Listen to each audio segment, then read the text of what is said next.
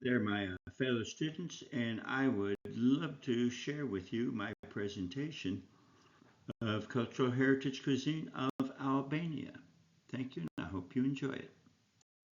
So, when I was trying to define cultural heritage cuisine, I came across a website, as cited below, and it, it laid it out as such. It's a whispered secret passed from one generation to the next, and that made me think of grandmother passing down to daughter, passing down to granddaughter, and I could hear the delicious echo of ancestral kitchens, and the pots banging, and the fire crackling, and it's a living connection to the past expressed through the medium of food. And it's also a powerful force that shapes our identities, our communities, and our relationships with those in the world around us. So Albania's culinary heritage traversed centuries of influences, and that starting with the early native Illyrians and Thracians, followed by the foreign Roman, Byzantine, and Slavic invaders, and then another 500 plus years of Ottoman Empire rule, and finally independence in 1912.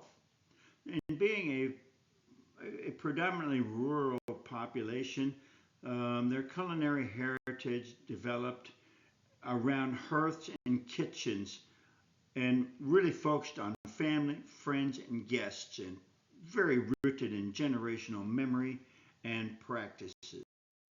When we take into consideration the location of Albania, geography, topography, and climate provide major influences on the development of their culinary heritage. And being nestled in the Western Balkans, they have wide coastal lowlands, very fertile land there that's good for certain types of crops. They have a very rugged mountainous interior, which is more suited to higher altitude uh, grapes and fruits and the raising of livestock.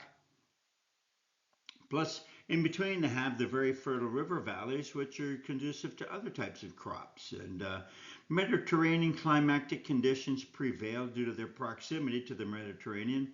And of course, the diversity of soil, topography, and climate has produced a large spectrum of staple goods such as olives, wheats and grains, chickpeas, seasonal vegetables and fruits. And being very seasonal, those vegetables and fruits vary throughout the year. Plus, they have a vast array of dairy products, fish, and meats. So, when we look a little bit further into Albania's food culture and the traditions, their food culture has always evolved around fomenting a very deep sense of community, hospitality, and dialogue. Bring people around the kitchen table. Bring people in so they can talk and have a good time. And meals in Albania, they're a social event. It's you don't just walk in, sit down, and leave. They're social events, and they're meant for that. Of course, they have their medieval code of honor, which is their besa, and part of that code is absolutely sharing of food with family and guests, and it brings honor to the family, and it provides recognition of their guests. And of course, raki, the national drink, it's an ancient spirit made from plums or grapes. It's rooted in a very ancient rural life, usually made at home. It started at home, made at home. It was a home brew. And of course, it was served in warm recognition of guests or events. And then you have coffee, a very societal ritual and cultural heritage that was introduced during the Ottoman Empire.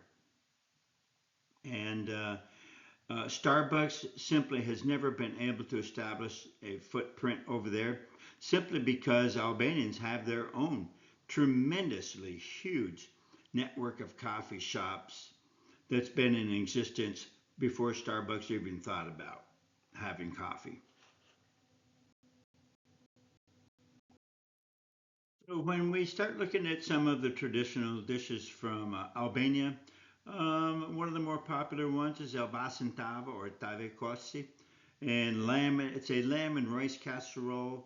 with a mixture of olives and spices, and it's cooked up with yogurt and eggs. And it dates back to the Ottoman Empire occupation, claimed to have originated in Elbasan, central Albania, and it's considered an ethnic national dish. And of course, it carries a it's very symbolic of their hospitality, and that kind of ties back into their Bessa, their code of honor, and how they place so much emphasis on this. It's also a good indication of the cross pollination between cultures. The Greeks brought the olive oil and olives in, the Romans brought the herbs and spices in, and the Ottomans have their religious preference for lamb.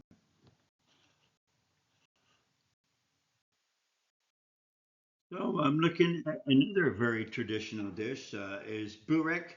It's a two-layer pastry pie. It's usually filled with minced lamb or beef and seasoned with onions and spices. And it too was introduced during the rule of the Ottoman Empire. It's been handed down through many, many, many generations from mother to daughter to mother to daughter.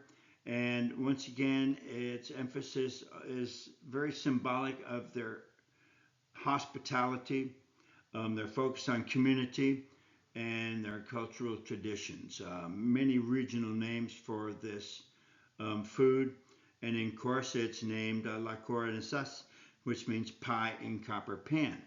I also saw a number of entries during my research where it leaned more towards a vegetarian style food, where it was stuffed with vegetables and spinach. It also looked pretty good.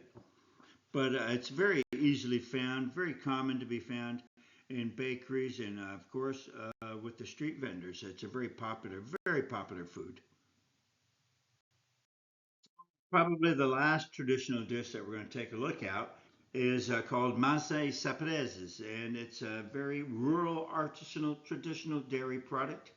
It comes from the rural northern mountains, and it's made of either cow, goat, or sheep milk, or a combination of them.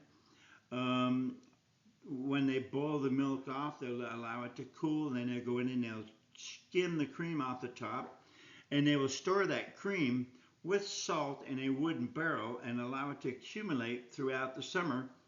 And as it gets full, once the barrel gets full, they will take that cream, that preserved cream, and they will place it in a sheep skin or a goat skin from a recently butchered animal, and they will stitch it closed, sealing that product into there. And then they will hang it into a low humidity area and age it into a cheese curd product. And of course, it's an in-home production only.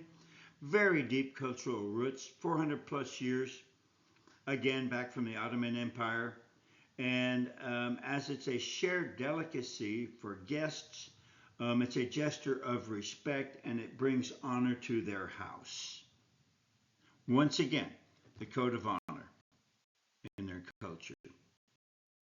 So, fellow students, as we come to a close on this presentation, according to Tristan Rutherford, Albania was subjected to two periods of culinary amnesia. The first was under communist rule during the period of 1946 through 1991, when cookbooks were burnt, food was collectivized, and shortages were rampant. It was very difficult for them to keep cooking the old recipes. The second was mass immigration following the fall of communism in the 1990s, when 20% of the population simply left in pursuit of a better life. And of course, with industrialization, the rural inhabitants were also the remaining rural inhabitants were also moving to the big cities and leaving that traditional culinary knowledge back in the woods. But the result of this was a collective loss of traditional culinary memory. But not to worry though, as there is a growing movement afoot to revive the country's lost culinary heritage. There is a coalition of TV cooking grannies that are pulling their old recipes out of the Rolodex, and they're re they're reproducing these recipes across the TV screens of Albania, and there is a cadre of Albanian top chefs that are reintroducing these recipes into their restaurants, bringing it back to the public and reviving that memory loss. And there's also an increase in agritourism and a growing army of boutique farms and restaurants in the battle to revive historical, traditional Albanian cuisine, so much a part of their cultural history. So, fellow students, I thank you very much for your time. I hope you've enjoyed this presentation, and I certainly look forward to reviewing all your presentations. Take care and enjoy.